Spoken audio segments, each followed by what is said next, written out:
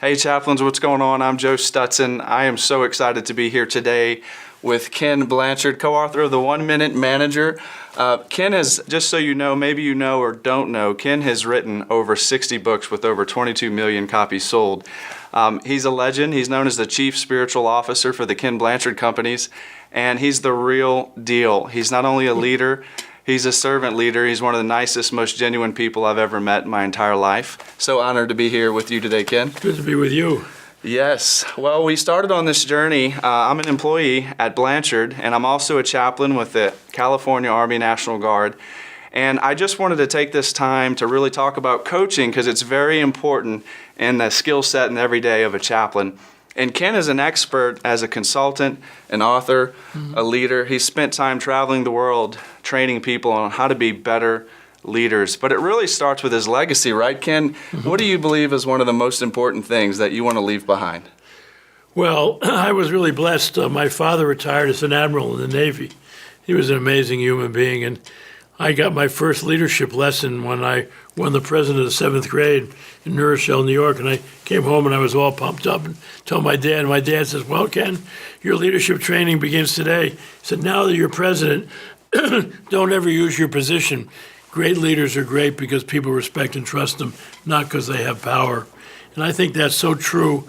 You know, being a chaplain, the key issue is do people trust and respect you and all. And because you can play such a different role than them going to somebody who isn't traditionally up the hierarchy or even a peer when they have an issue or a concern and all, that you can really be there for them. And you're not a problem solver, you're a coach, you know, to kind of help them realize in many ways what the issue is and what are some of the alternatives and what's the best choice for them. But it's so important. And one of the things I was saying to Joey is that I have helped start a Lead Like Jesus ministry. It's all over the world because when I started to read the Gospels in my 40s, because I had kind of turned it back on the church because I found there's too many Pharisees were still operating and judging everybody. But after The 1 Minute Manager came out, I was in the Hour of Power with Robert Schuller in his heyday. And he said, Ken, I love The 1 Minute Manager, but you know who's the greatest 1 Minute Manager of all time? I said, who's that? He said, Jesus. I said, really? He says, yeah, he was really clear on goals. And so one of the things that you want to be clear on when you're dealing with people is what's the goal? What are you trying to do? How are you trying to help them? And then he said to me, Ken, you and Tom Peters didn't invent management by wandering around. He said, Jesus did, you know. He'd wander around and catch people doing things right and praise them, heal them. Isn't that your second secret, 1 minute praising? Yeah. And so one of your roles, I think, is not just to hang around your office, but to be around and out there and spotting people, praising them, encouraging them. Encouragement is really super important. And then finally, Shula said to me, he said, and, you know, your third secret, what's that? I said, well, at that time it was called 1 minute reprimand. We've changed it to 1 minute redirect. He said, well, Jesus was good at that, too. He threw the moneylenders out of the temple. That's such a good point. Did you hear what he said, that it's not about just being in our office and counseling, as important as that is? Ken, I wanted to ask you, why do you think coaching is an important skill set for leaders? To be a servant leader, you also have to coach people to reach those results and those life goals. Well, you know, when I talk about servant leadership, a lot of people think we're talking about the inmates running the prison or trying to please everybody.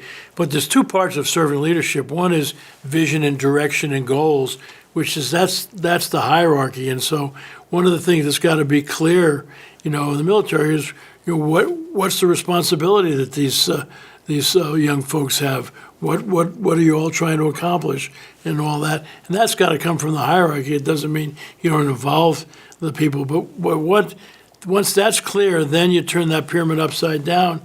And now that's the servant part of servant leadership.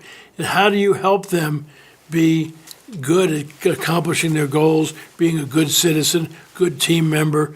And that's really where the coaching thing picks up, is in the servant part of servant leadership. You know, how do you help them, you know, be good team members? How do you help them accomplish their goals? How do you help them deal through any personal issues that they might have in a sense that might be getting in their way? So you're there for them. That's a really big, important topic for us really to remember. I think the other thing I was thinking as you were talking, Ken, was humility. I've heard you talk a lot about humility as a servant leader, in that a servant isn't just a pushover like you're saying, but a servant is someone who comes alongside people, gives them what they need to be successful, finds out about their life and their goals. But why do you think humility sometimes and being a servant kind of gets mixed up a little? Well, you ask anybody, would they want to be a servant leader or a self-serving leader? Of course, they're going to say, I want to be a servant leader. Well, why aren't we always? Well, the problem is we have an ego, which we've defined as kind of edging God out when you start to think that you're really more important. There's two ways egos gets in the way. One is false pride, when you think you're better than other people and you're smarter than, how come these idiots don't understand this and all that kind of thing. And then the other one is fear or self-doubt, where you don't think that they're as good as, and you're going to run into this with some of the folks that you're going to be dealing with. And the anecdote for false pride is humility. And a lot of people think humility is a weakness, but I think what C.S. Lewis first said, no, people with humility don't think less of themselves. They just think about themselves as less. And as chaplains, your role is not about you, it's about them. And you're there to serve them and make a difference in their lives. That's for sure. And so humility is really important. And the way you deal with people with self-doubt or fear, and this is so important I think for you as chaplains, is to emphasize that God didn't make any junk, that they're all beautiful in their own way.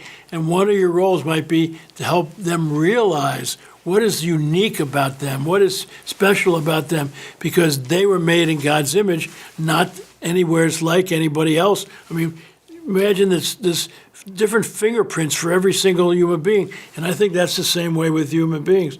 And to say, how do you find the gem, the pearl in this person, and so that they realize, wow, I don't have all the skills, but God really loves me. Look what He gave me here. And so it's a combination of humility and receiving and recognizing God's unconditional love. Come on, everybody. Hey, that's the 1 Minute Manager, the legacy, servant leadership. I couldn't be more honored to hear this and be here with all of you chaplains. Thank you so much. That's what life's about. It's a special occasion, right, Ken? For sure. And keep up the good work. God bless. And remember that Jesus was the greatest leader, the greatest coach, the greatest counselor on all. And just look for examples there on how He dealt with people. He praised them when they needed it. He redirected it when they needed it. He was always there. But it was not about Him, because He said, even I have come to serve, not to be served. So pretty good thing to remember.